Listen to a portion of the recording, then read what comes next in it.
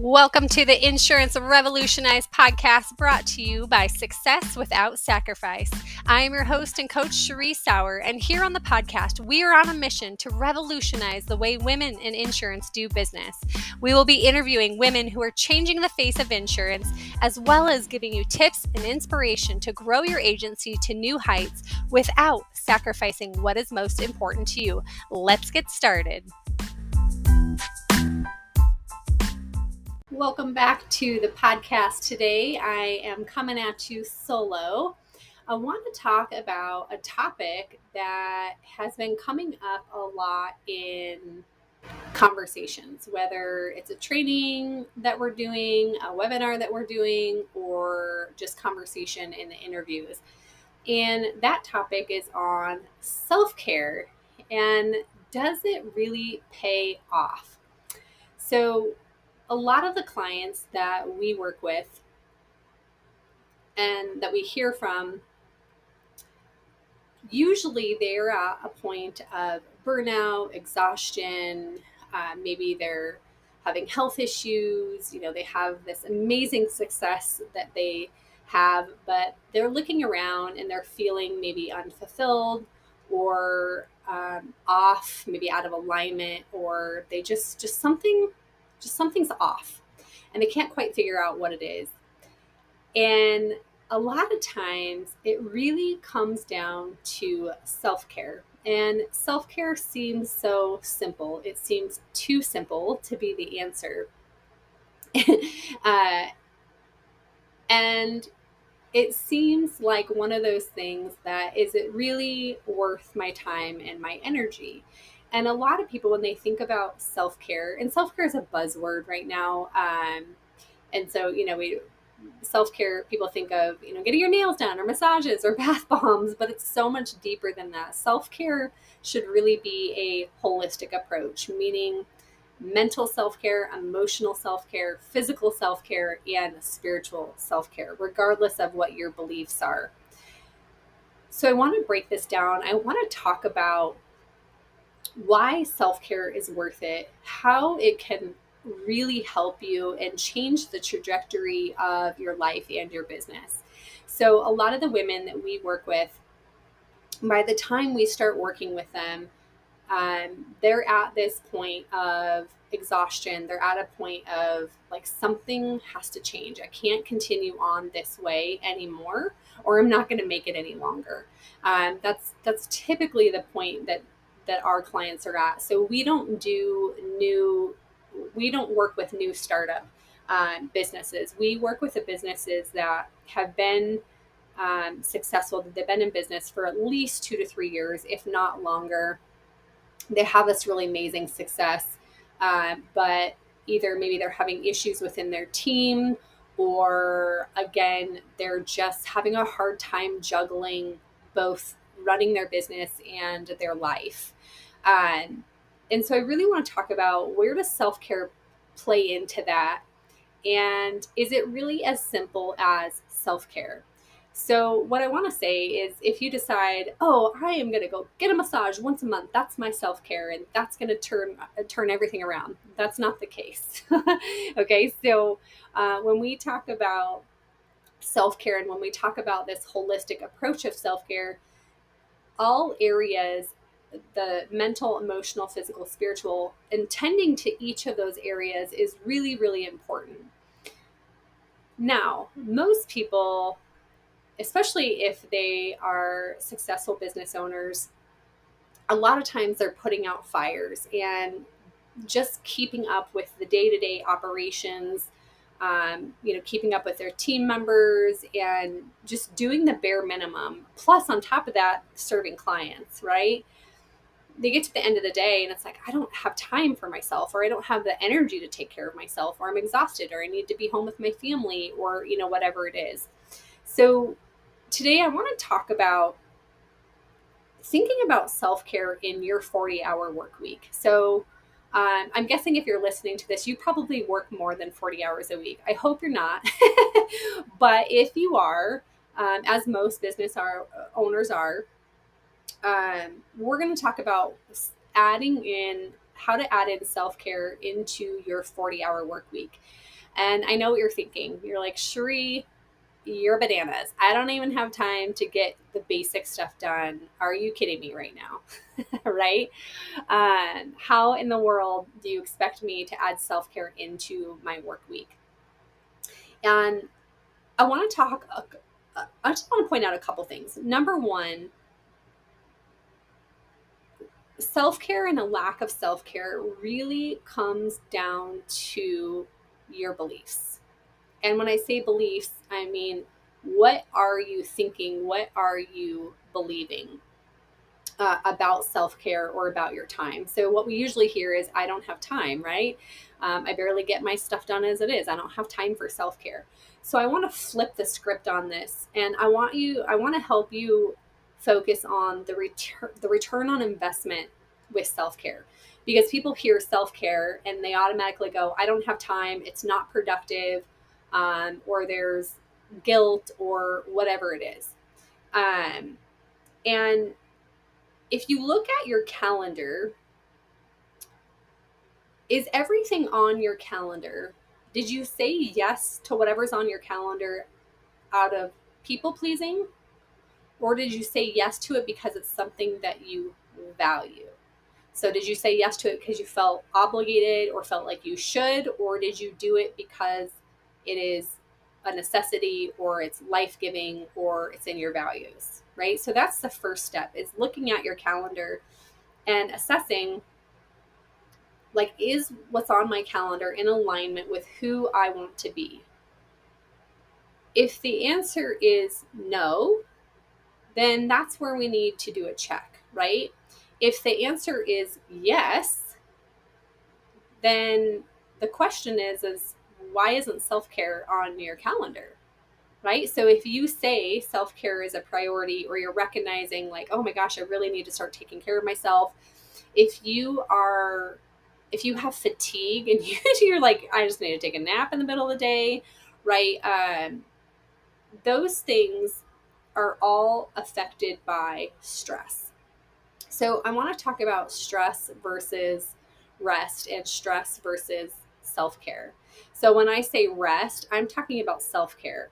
And that could mean something that energizes you. It could be something that relaxes you. It could be sleep. It could be drinking water. It could be exercise. And each part of self-care has its own category, right? So when we talk about mental self-care or mental rest, what I mean by that is being able to completely unplug from work and be able to shut your brain off of work. And a lot of high achieving women have a really hard time doing this, especially if you're a business owner and you have a team of people who rely on you and a family who relies on you. Mental rest, mental self-care is the hardest thing for women, for the women that we work with anyway. So when you think about mental rest or mental self-care, there's a couple different categories, right? It's what can you do that brings you mental rest? Something that you're able to unplug from thinking about work. Maybe it's going to sit at the beach and it's just breathing in the fresh air or being outside, right? So there's a couple different things right with that. Like if you like to be outdoors, say that being outdoors energizes you, but it also helps you to rest and relax, and you're getting physical exercise in. Okay, so that's one way to kind of hit, and spiritual too, right? Like for some people, being out in nature is a spiritual experience. It allows them to still their mind and to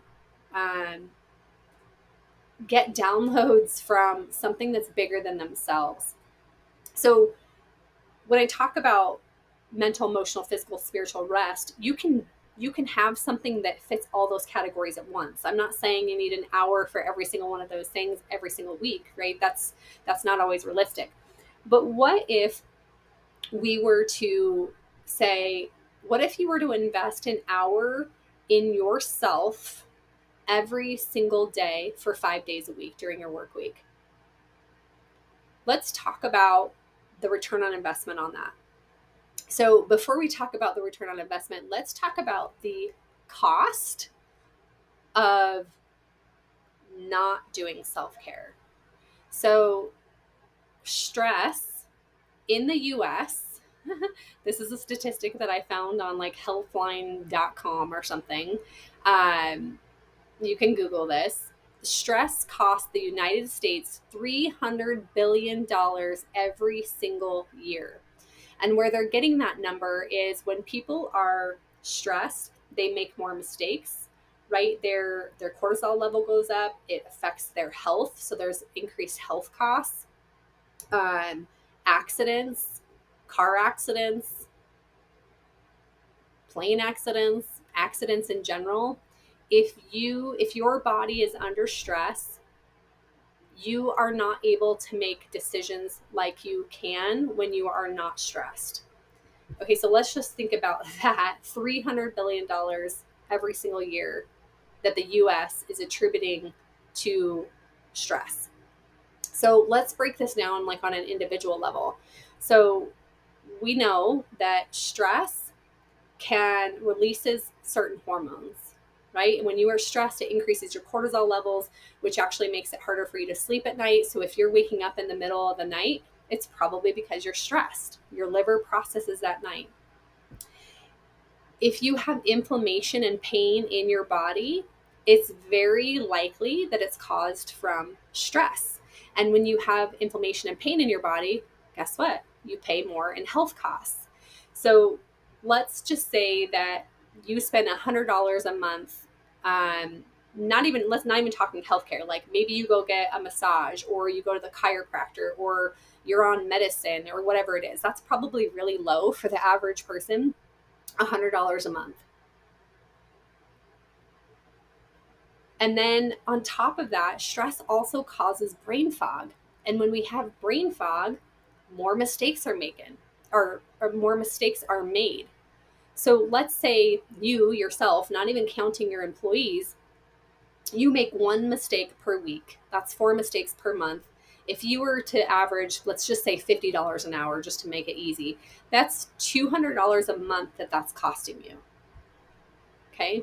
And then stress also equals adrenal fatigue. And this is huge for a lot of women, adrenal fatigue, and just feeling exhausted and drained. That is your body. Pain, adrenal fatigue, all of that. That's your body trying to communicate with you, saying, we need rest. Sirens going off. Pay attention to me. Right? But we as high achievers tend to just push on and ignore it. And we think, oh, once I hit this goal or once I get to this level, then I can, take care of myself. Well, by then it's too late and it's harder to overcome, right? And adrenal fatigue equals decreased productivity. So if you were to make $50 an hour at 40 hours a week, that's $12,000 a month. So total, when we talk about healthcare costs, if it costs you $100 a month in healthcare, just for massages, chiropractor, medicine, whatever that is, $200 a month for mistakes made, and then $12,000 a month is, let's just say that's what you're making if you were to make $50 an hour. Okay, so that's a total of $12,300 a month. Now let's look at the flip side of that and think about, okay, if we were to take 5 hours of self-care out a week, so that's 1 hour a day dedicated to self-care. So when I say 1 hour a day of self-care, I don't mean that's taking care of anybody else or anybody else's wants and needs except for you. Okay? And self-care is going to look different for everybody. And this is where I find our clients get really hung up, is not even knowing what self-care looks like for them. Like forgetting what brings you joy, what relaxes you, what energizes you, what do you have fun doing, what do you love doing, what are those things that you used to do that used to bring you so much joy, or what are things that allow you to just completely rest and relax and unplug. That's what I'm talking about with self-care. Okay, so this could look like um, physical self-care. It could look like moving your body and doing yoga. It could look like breath work. It could look like meditation. It could look like going out on a walk. It could look like strength training. It could look like reading a book, not for personal development, but for fun, right? It could mean prayer. It could mean journaling. There's a million different things that you could do for self-care. It really comes down to finding the thing that is going to help you in this season that you're in, and also for what's realistic for this season that you're in. So what I mean by that is if you are in your busy season, let's say, um, taking, you know, 5 hours to go to the spa or something like that might not be realistic in the middle of your week. Um, but what can you do with 1 hour? Okay, so we're going to look at the return on investment and the cost of self-care. We'll call it the cost of self-care. So we looked at the cost of stress. Okay, and then we are going to look at the cost of self-care. So if we said, okay, you're going to take an hour out of each day of your 40-hour work week. Okay, so that's $50 an hour. If you make $50 an hour, that's $1,000 a month that you're losing, quote, losing. Okay, stick with me here for a minute. But now that self-care, because you're taking care of yourself, because you've learned how to listen to your body, you've learned what to say yes to and what to say no to, and you've created boundaries for yourself, and that stress starts to decrease. When that stress decreases, your pain and inflammation decreases, right? There's lots of different things in there, but we're just going to make this really easy. So if we were to cut your health costs down by even half, that's $50 a month. Okay, and then we talked about how mistakes are made under stress and brain fog. If we were to cut that in half, we went from $200 a month to $100 a month. Okay, and when you do self-care, when you have rest, it actually increases your productivity. And this is what people are missing. They think self-care is going to decrease my productivity, when in reality, rest and self-care will increase your productivity if done the right way. Okay, and for the right reasons, I should say too. So what just took you 40 hours a week to be productive is only going to take you 35 hours a week. Okay, so yes, that you're taking away 5 hours from your work week, but it's only taking you 35 hours a week to get the same amount of work done because you've just doubled your productivity. Okay, and that's not even, I'm not even talking about doubling, but typically that's what happens is you either double your productivity or at least 25% more productivity. Okay, so you're still making the same $12,000 a month, but working less hours.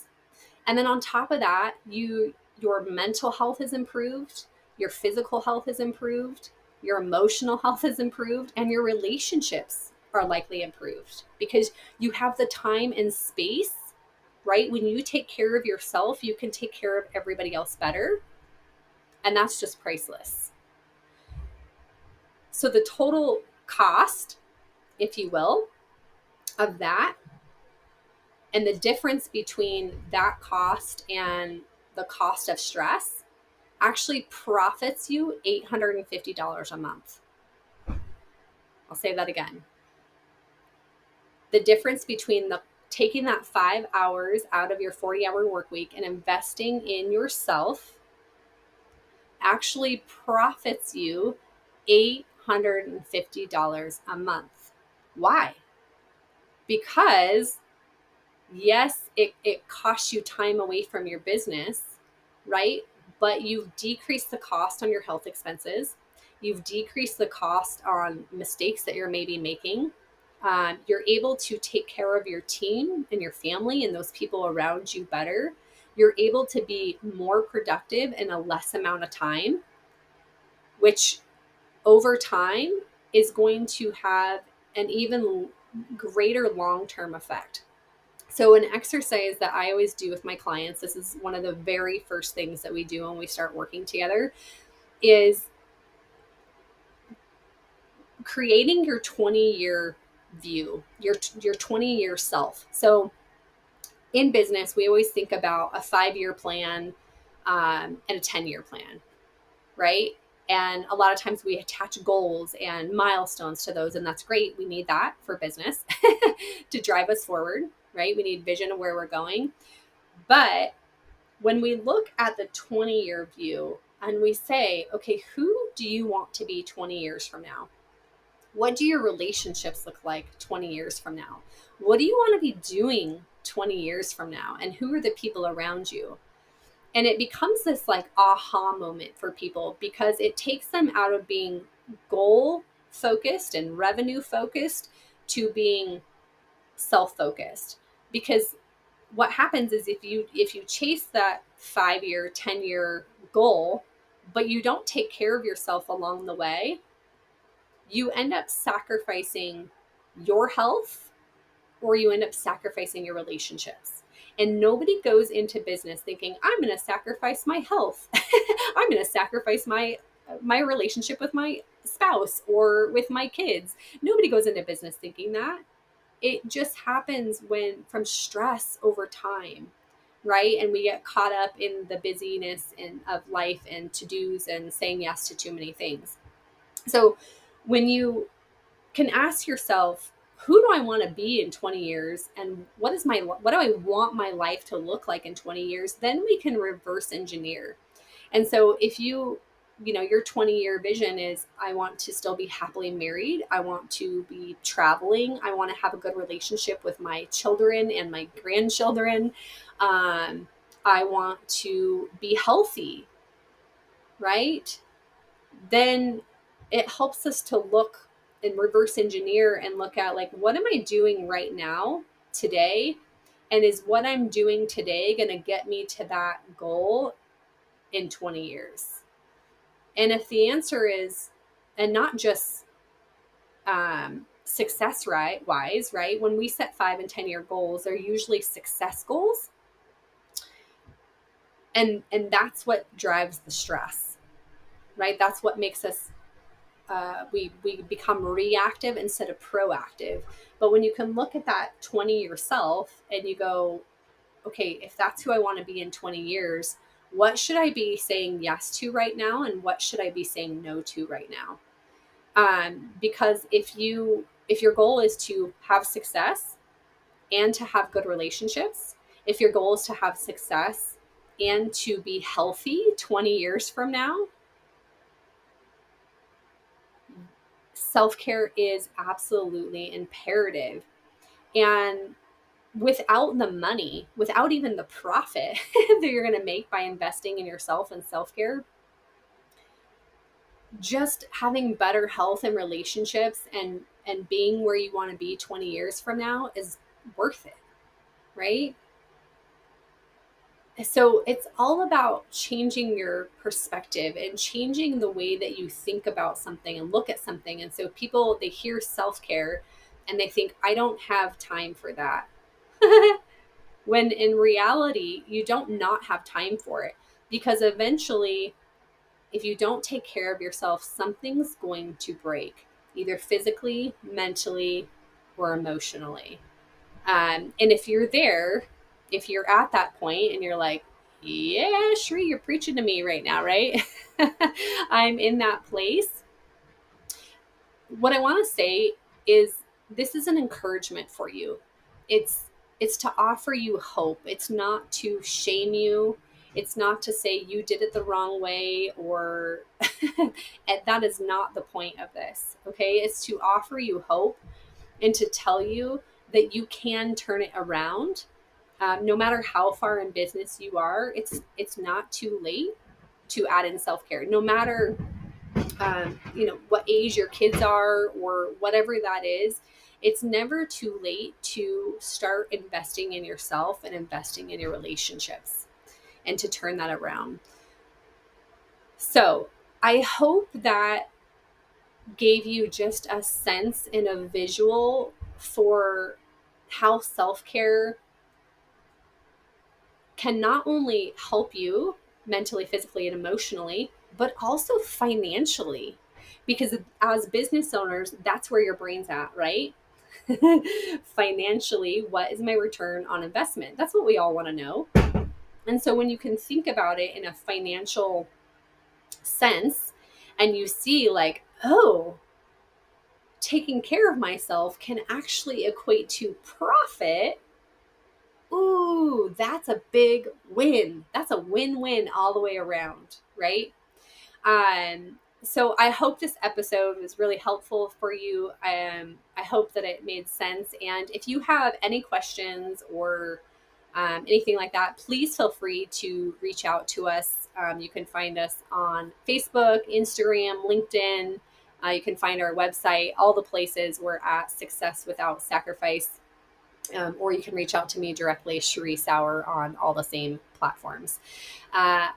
Until next time, ladies, I hope that you have a great week, and I hope that this podcast leaves you wanting more for yourself, leaves you wanting to invest in your self-care, and I would love to help you on that journey if that's something that you need help with. Talk to you next week.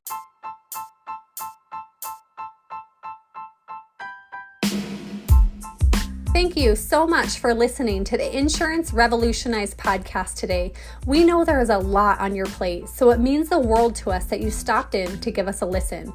We hope you will join us each week as we dive into topics such as mindset, goal setting, productivity, self-care, and so much more.